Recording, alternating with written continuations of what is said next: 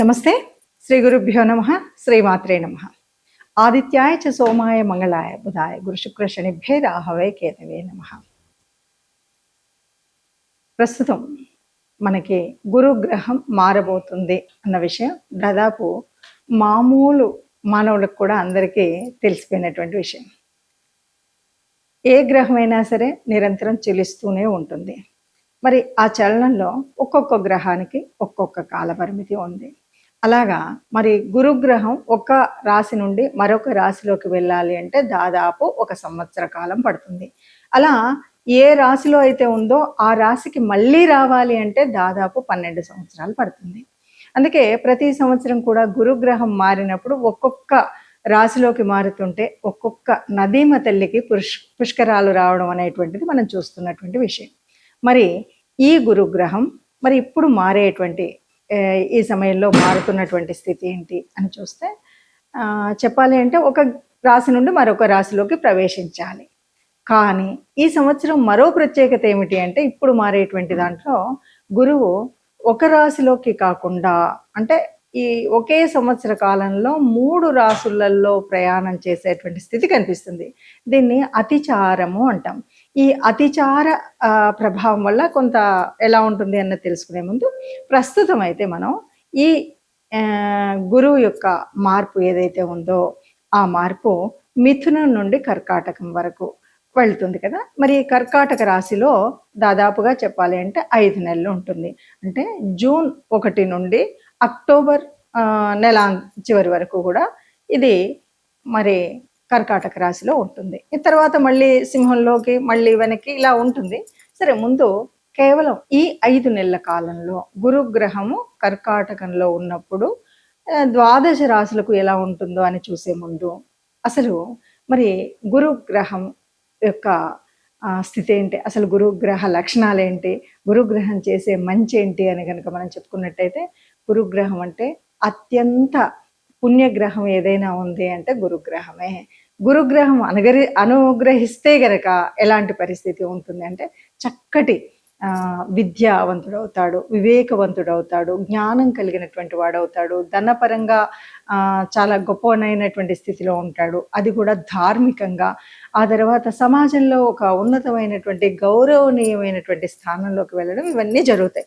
అంతేకాదు ఇప్పుడు మరి ఆ గురువు మార్పు వల్ల కూడా ఎలా ఉంటుంది అంటే దాదాపుగా మొదట చెప్పుకున్నటువంటి ఈ 5 నెలల్లో కూడా ఎటు చూసినా ఒక వేద పరిజ్ఞానం తెలుసుకోవాలనేటువంటి జిజ్ఞాస కలిగినటువంటి వాళ్ళు ఎక్కువ మంది కనబడతారు. అంతేనా అంటే ధార్మికంగా ఉండేటువంటి స్థితి ఎక్కువగా కనిపిస్తుంది.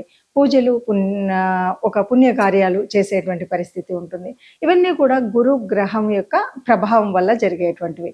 మరి అలాంటి ఎందుకు ఇప్పుడు మరి ఇన్ని రోజులు కూడా ప్రతి సంవత్సరం ఒక్కొక్క రాశిలో ఉంటుంది కదా అంటే ఇప్పుడు గురువు ఎక్కడుంటున్నారంటే ఉచ్చ స్థానంలో ఉంటున్నారు.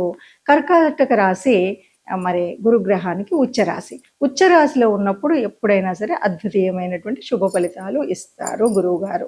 ఇది బాగుంది. మరి మనకు మానసికంగా మనకి ఎలా ఉంటుంది అంటే ప్రతి ఒక్కరికి కూడా దాదాపు గురువు అనేటువంటి వాడు అనుకూలమైన అంటే మిత్రస్థానంలో ఉన్నా శత్రుస్థానంలో ఉన్నా కూడా ఎవరికి చెడైతే చెయ్యడు. అంటే మరి చెడు అవుతుంది కదండి, మరి మిత్రస్థానంలో కూడా చెడు ఉంది అని అనేవాళ్ళు కూడా ఉంటారు. అంటే ఇక్కడ ఏంటంటే శత్రుస్థానంలో ఉన్నప్పటికి కూడా గురువు వల్ల చెడుపు ఉండదు. మరి ఎలాగా అంటే మిగతా గ్రహాల యొక్క అన్నింటి యొక్క ప్రభావం పడుతుంది కాబట్టి ఆ ఫలితం ఉండొచ్చు. కానీ గురువు ఎక్కడున్నా అంటే ఒక ఉచ్చస్థానంలో ఉన్నాడు, ఓ స్వక్షేత్రంలో ఉన్నాడు, ఓ మిత్రక్షేత్రంలో ఉన్నాడు, చాలా మంచి చేస్తాడు. లేదు శత్రుస్థానంలో ఉన్నాడు, మంచి చేయకపోయినా చెడు మాత్రం చెయ్యడు. ఇది గురువు యొక్క గొప్పతనం. మరి ఇలా ఉన్నప్పుడు ఇలాంటి పరిస్థితులలో ఒక అద్భుతీయమైనటువంటి ఒక గొప్పనైనటువంటి ధార్మిక సాంస్కృతిక కార్యక్రమాలు చేసుకోవడానికి వీలైనటువంటి సమయం, మనకు 10 మంది గౌరవం ఇచ్చేటువంటి సమయం. ఇంతేకాదు కొన్ని వృత్తుల వారికి చాలా అభివృద్ధి చెందేటువంటి, ముఖ్యంగా ఎవరైతే ఉపాధ్యాయ వృత్తి, ఎందుకంటే అది గురు వృత్తి, గురుతత్వం, అలాంటి వృత్తిలో ఉన్నటువంటి వాళ్ళకి చాలా మంచి జరుగుతుంది. అలాగే ఎవరైనా న్యాయం అంటే లాయర్స్ వీళ్ళన్న అంటే ఇది కూడా ధర్మబద్ధంగా ఉండేటువంటి వాళ్ళకి మాత్రమే మంచి జరుగుతుంది అని చెప్పచ్చు. ఇంకా స్వామీజీలు, పీఠాధిపతులు, ఎవరికైనా మంచి చెప్పేటువంటి మార్గదర్శనం చేసేటువంటి మహనీయులు, వీళ్ళందరికీ కూడా తెలియకుండానే మంచి జరిగేటువంటి స్థితి ఈ గురుగ్రహ మార్పు వల్ల ఉంటుంది. మరి ఇలా ఉన్నప్పుడు సరే అందరికీ మంచి జరుగుతుంది అన్నాం, కొంతమందికి తటస్థంగా ఉంటుంది అన్నాం. ఎందుకంటే ఇది ఆ గ్రహం యొక్క స్థితిని బట్టి కానీ దృష్టిని బట్టి కానీ ఉంటుంది అన్నది మనకు తెలుసు. సరే, మరి ఇప్పుడు ఏ ఏ రాశి వారికి ఎలా ఉంటుందో చూద్దాం. తదుపరి రాశి కుంభరాశి. కుంభరాశి వారికి ఎలా ఉంటుంది అంటే, కుంభరాశి వారికి కొద్ది కష్టంగా ఉంటుంది అని చెప్పొచ్చు. బాగా కష్టం అని చెప్పలేము, కాకపోతే రావాల్సినటువంటి ఏ మంచి కూడా ఇక్కడ పెద్దగా మనకు కనబడవు. ఎందుకు అంటే ఇది ఏ రకము 6వ స్థానం. 6వ స్థానం అంటే రోగం, శత్రువులు, రుణాలు ఇలా ఉండేటువంటివి. ఇలా ఉన్నటువంటి స్థానంలో ఉన్నటువంటి పరిస్థితి. అంతేకాదు మళ్ళీ అందులోనే రాహు ఉన్నాడు, మళ్ళీ ద్వితీయంలో శని ఉన్నాడు, ఇంకా మిగతా అన్ని అవి ఉన్నాయి. కాబట్టి గురుగ్రహం వల్ల ఏదైనా నష్టం ఉందా అంటే గురుగ్రహం అనేది నష్టం చెయ్యదు, కాబట్టి ఏ రకమైన నష్టం లేదు. కాకపోతే లాభాలు వచ్చేది ఎంతవరకు ఉంది అంటే ఇందులో గ్రహం రాశిలో ఉన్నటువంటి గ్రహాలను బట్టి, పక్కన ఉన్న గ్రహాలను బట్టి అంత లాభాన్ని పొందలేకపోవచ్చు. ఆరోగ్యరీత్యా కాస్త జాగ్రత్తగా ఉండాలి. రుణాలు చేసేటప్పుడు మరి రాశిలో ఉన్న మరి రాహు కల్పించేటువంటి ఊహల వల్ల కొత్త కొత్త ఏవేవో చేసేద్దామన్న ఆలోచన వల్ల కొద్దిగా తప్పుదో పట్టేటువంటి అవకాశం ఉంటుంది. కాబట్టి వీటి జోలికి వెళ్లకుండా చాలా జాగ్రత్తగా ఆచితూచి నడుస్తూ మనం పెట్టే ప్రతి పైసా ఖర్చులో కానీ, అలాగే ప్రతి అడుగు ఏ పని చేద్దామన్నా వేసేటువంటి ప్రతి అడుగు ఆచితూచి వేస్తే బాగుంటుంది.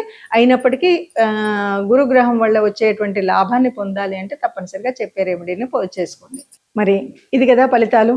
ఇలా ఉంటే ఎలా ఉంటుంది అంటే మనకు గురువు శత్రువు, గురువు మిత్రుడు, లేకపోతే ఇలా అన్నప్పుడు అన్నీ బాగానే ఉన్నాయి, ఏంటి మరి నేను అనుకున్నట్టుగా జరుగుతుందా అని రకరకాలైనటువంటి అనుమానాలు కూడా ఉంటాయి.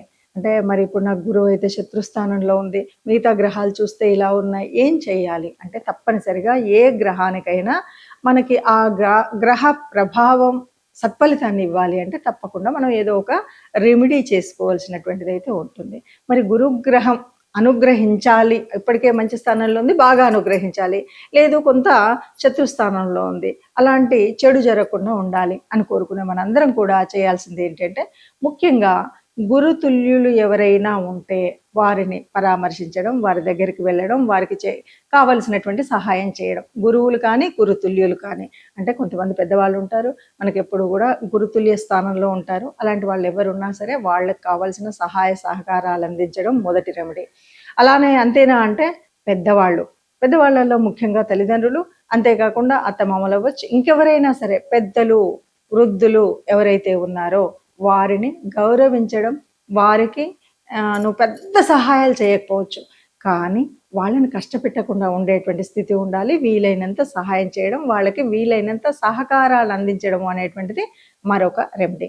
ఈ రెండు కాకుండా మరి ఇంకేమైనా చేయొచ్చా? ఇదేదో మీరు మామూలుగా చెప్తున్నట్టు అనిపిస్తుంది అంటే మూడవది గురుతుల్యులైనటువంటి గురుమూర్తులు. అంటే ముఖ్యంగా మనం గురు అనగానే ఎవరు అంటే విశ్వగురువు అని చెప్పేటువంటి కృష్ణ పరమాత్మకు సంబంధించినటువంటి దేవాలయాలున్నా, లేదు దక్షిణామూర్తికి సంబంధించినటువంటి స్తోత్రాలు చదువుకున్నా, లేదు మరి ఇంకా ఆ గురుతుల్యులకు సంబంధించినటువంటి ఇంకా కొన్ని దేవాలయాలు ఉంటాయి.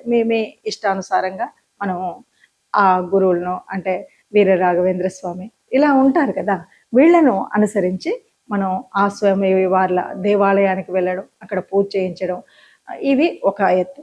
ఇక నవగ్రహాల్లో గురుగ్రహానికి అభిషేకం చేయించడం మరొకటి. ఇది కూడా మనం చేయవలసినటువంటిదే. గురుగ్రహానికి సంబంధించినటువంటి ధాన్యాన్ని దానం చేయడం, ఇది కూడా మనం చేయవలసినటువంటి స్థితి. ఇవన్నీ మనం చేస్తూనే వీటితో పాటు ఎక్కువగా మనం అందించవలసింది ఏంటంటే మీకు తెలిసిన జ్ఞానాన్ని నలుగురికి అందించండి. జ్ఞానప్రదమైనటువంటి గ్రంథాలు ఉంటాయి కదా, అంటే ధార్మిక గ్రంథాలు, వీటిని వీలైతే మీకు చేతనైతే వాటిని పంచిపెట్టడానికి సహాయ సహకారాలు అందించండి. అంటే 4 పుస్తకాలు కొని నలుగురికి ఇవ్వండి, మీకు తెలిసిన జ్ఞానాన్ని పంచండి. వీటితో పాటు చివరిగా మీకు ఇందులో ఏది వీలైతే అది చేసుకోవచ్చు, ఇలా చేయండి. వీటితో పాటు చివరిగా గోశాలకు వెళ్ళడం లాంటివి కూడా మనము గురుగ్రహం యొక్క మనం ప్రీతి పాత్రులు అవ్వడానికి మరొకటి గోశాలకు వెళ్ళడం, గోగ్రాసం అందించడం చేయొచ్చు. ఇలా చేసినట్టయితే మనకున్నటువంటి ఆ మాత్రం, ఈ మాత్రం ఉన్నటువంటి చెడు కూడా ఉండకుండా అంతా మంచి జరిగే స్థితి ఉంటుంది. ముందుగా ఈ 5 నెలలకు గాను మీకు వీలైనంత గురుగ్రహానికి అనుగ్రహం పొందడం కోసం గురువులకు సేవ చేస్తారా? గురు దేవాలయాలకు వెళతారా?